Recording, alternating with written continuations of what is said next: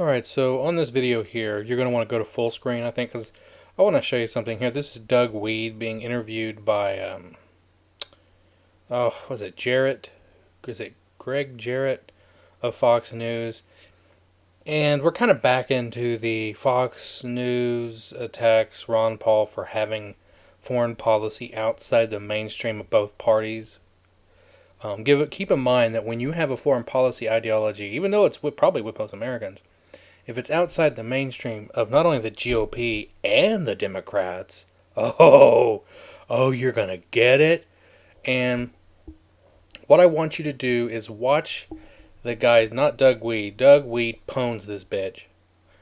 But maybe the guy didn't know. Anyways, watch the interviewer's face as he asks this question. Because when I saw it, I immediately noticed it. And you tell me if this is not personal for this guy. I'm going to have to turn this up. Did he say America should blame for 9/11 because we had troops in Saudi Arabia?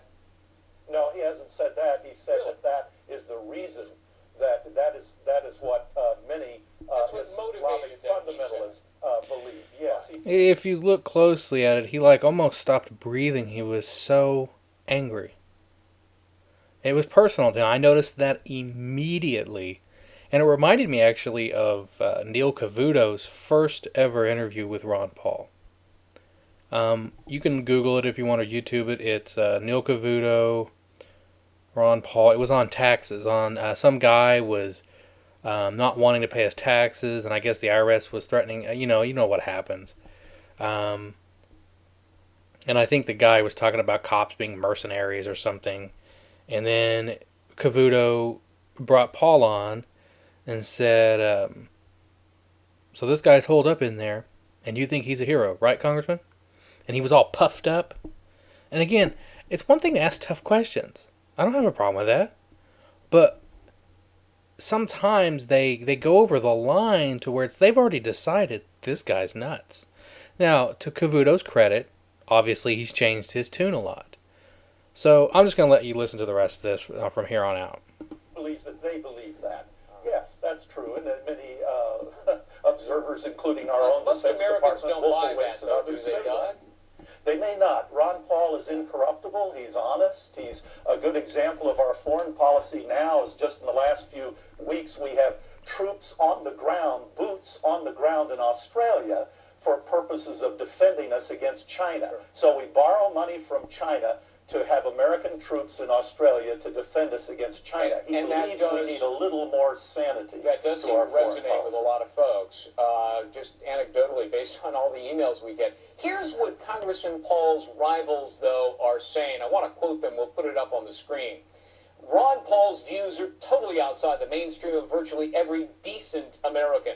Dangerous. In the Straits of Hormuz or some other action dangerous about the dangerous as president. That's Michelle Bachmann. Your response to that, Doug? There's nothing dangerous about the U.S. Constitution. Boom, bitch. Doug Weed is a pimp. I mean, this dude knows what he's talking about. He knows how to term everything and to put it in proper context. He's just good, and he ends up shutting down this guy. But again, I think maybe we just need to accept the fact. Look, maybe we'll have another ally on our side in this interview. This Greg Jarrett, Greg, whatever the hell his name is. Who knows? He could be an ally of ours in the coming years in terms of he's not going to be as hostile. Because in this interview, I'll put a link below to it, you'll see that it almost appears as though Doug changes his mind during the interview. Because he counteracts all the crap that he's saying. He's like, no, that's not what he's saying. I'm blaming America. Or, blaming America first, that whole routine.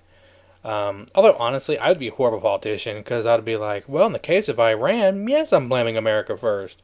But it depends what we're talking about. Because technically, if we go back to 1953, we were the one that instigated all. We shouldn't have got involved. But more importantly than who's to blame first, it's who has the power to fix it now. That's really the question. But the Ron Paul campaign should not listen to me on that. They need to focus on the Constitution. Going to war only with a declaration of war from the Congress. That, to me, is what they need to keep coming back to every single time. See ya! Where's the button? How do I turn it off? Where?